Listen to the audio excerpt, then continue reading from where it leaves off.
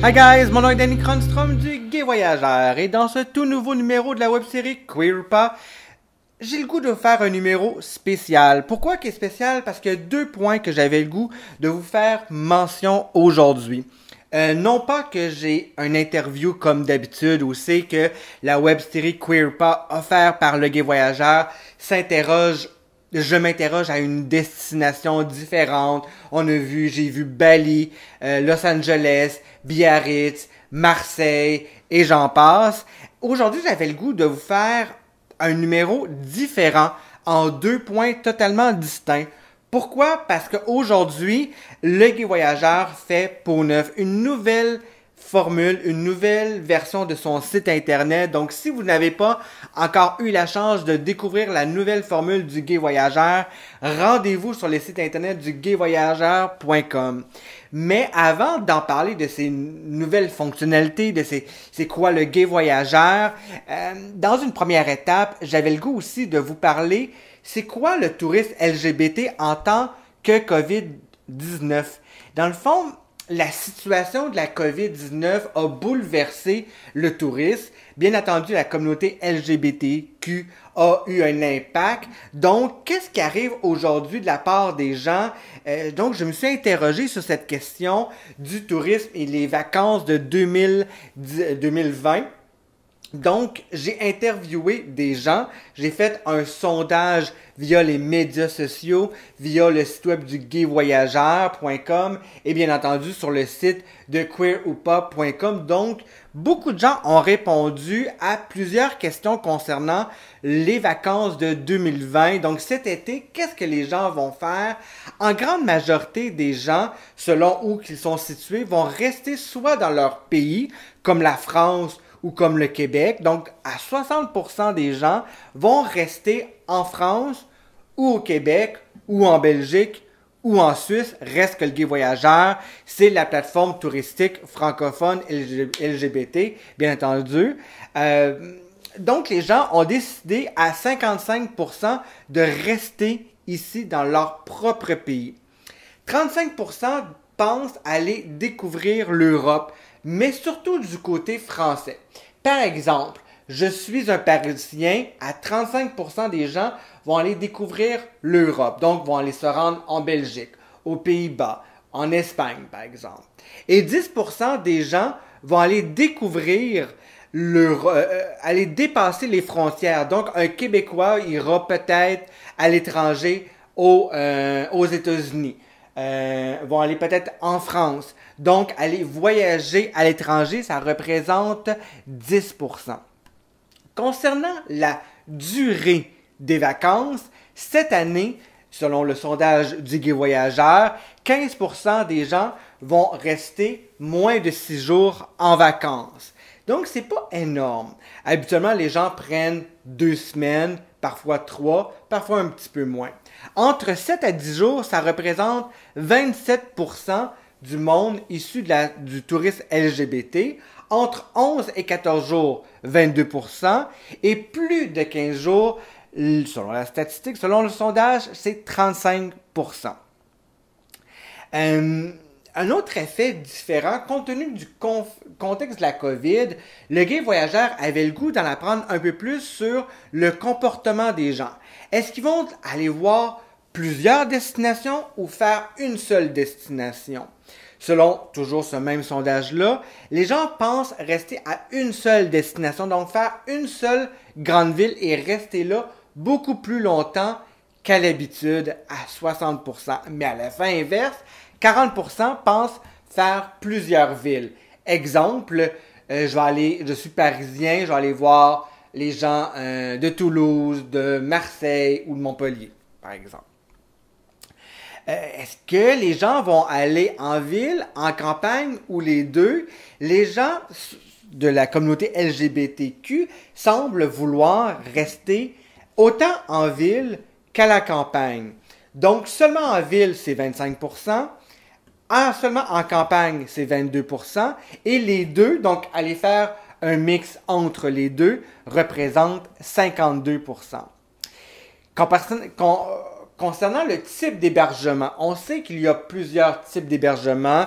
Il y a les hôtels, il y a le camping, il y a les maisons d'hôtes, etc. Il y a bien entendu tout ce qui est de type Airbnb, toutes les locations locatives de type Airbnb. Donc, les hôtels ont encore la cote cette année à 50% des répondants. Tout ce qui est gîtes et maisons d'hôtes, 27% des gens iront dans les maisons d'hôtes. Les hébergements de type locatif Airbnb, où il y en a plusieurs autres, représentent tout de même 40%. Donc, les gens vont quand même aller chez les gens pour une courte durée et repartir. Le camping, 17%. Et chez des amis ou la famille, par exemple, ne paieront pas pour un service d'hébergement, ça représente 27%. Concernant les dépenses durant les vacances de cet été, combien les gens pensent à investir dans leurs vacances? Moins de 1 000 € par personne représente 55% des répondants.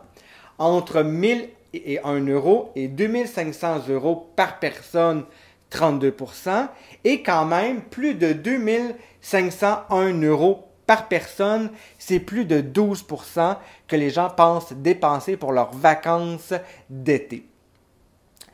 J'avais le goût comme dernière question à poser lors du sondage offert par le Gai Voyageur.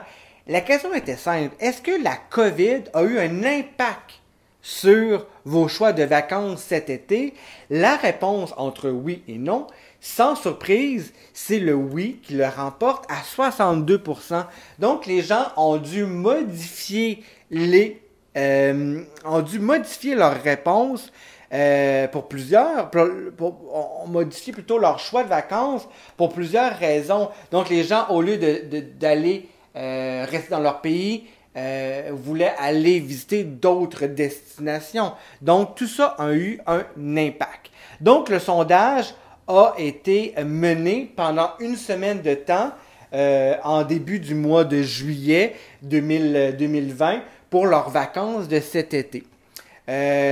Donc, les chiffres du Gai Voyageur parlent énormément sur qu'est-ce qui arrive cette année sur les vacances de la communauté LGBT, que ce soit des Français, que ce soit des Québécois, bien entendu. L'autre point que je voulais vous faire mention concernant ce podcast unique, différent, j'avais le goût aussi de vous parler de la nouvelle version du Gai Voyageur. Le Gai Voyageur, c'est sûr qu'initialement, c'est un guide touristique avec beaucoup d'articles. Jusqu'à présent, le Gai Voyageur, c'est plus de 2000 articles sur différentes destinations. C'est plus de 300 guides touristiques répertoriés dans plus de 30 pays. Donc, c'est 300 destinations, que ce soit Paris, Toulouse, Montréal, Amsterdam, New York, Bangkok, etc. Où c'est que je vous parle d'une manière différente des différentes destinations LGBT à faire. Le Gai Voyageur, aujourd'hui, avec sa nouvelle version, c'est plus de 11 000 établissements qui ont été indexés. Donc, c'est des entrepreneurs qui ont à cœur leur établissement, qui souhaitent accueillir une communauté LGBT qui sont indexés sur le Gai Voyageur. Aujourd'hui, avec la nouvelle plateforme, mais c'est aussi une charte. Le Gai Voyageur crée un label, une charte gay-friendly. Donc, lorsque un établissement s'indexe, s'ajoute sur le Gai Voyageur, bien entendu, pour lui, c'est important d'accueillir correctement un voyageur homosexuel. Donc, cette charte-là a plusieurs points, des points importants qui sont au courant des points qui doivent être transmis soit au personnel, par exemple, ou à d'autres personnes. Donc, la nouvelle version du Gai Voyageur, c'est une navigation beaucoup plus facile, beaucoup plus de destinations que jamais. Des destinations, des nouveaux guides touristiques francophones, un nouveau design, des nouvelles vidéos. Par exemple, de nouvelles vidéos Aruba, Phuket en Thaïlande, Koh Samui, etc. Beaucoup plus de contenu que jamais. Derrière cette nouvelle version du Gai Voyageur, J'espère que vous allez le découvrir. J'espère que vous allez vous rendre sur la nouvelle version du Gai Voyageur. Je vous invite fortement à me dire ce que vous avez aimé ou pas. Compte tenu que c'est une nouvelle version, c'est important pour moi de connaître votre opinion. Qu'est-ce que vous en pensez? Rendez-vous sur le Gai Voyageur et commentez ce podcast. Dites-moi ce que vous avez aimé, ce que vous n'avez moins aimé, ce qu'il manque, ce que vous aimeriez qu'il y ait, qu'on y retrouve sur le site internet du gayvoyageur.com. Merci de prendre le temps de découvrir le nouveau site pour faire découvrir les plus belles destinations LGBT. Mon nom est Danny Cronstrom du Gai Voyageur. Merci d'aimer, merci de partager, merci de commenter ce podcast. On se retrouve dans un tout nouveau numéro de la web-série Queer ou pas, dans une formule dite traditionnelle, très bientôt.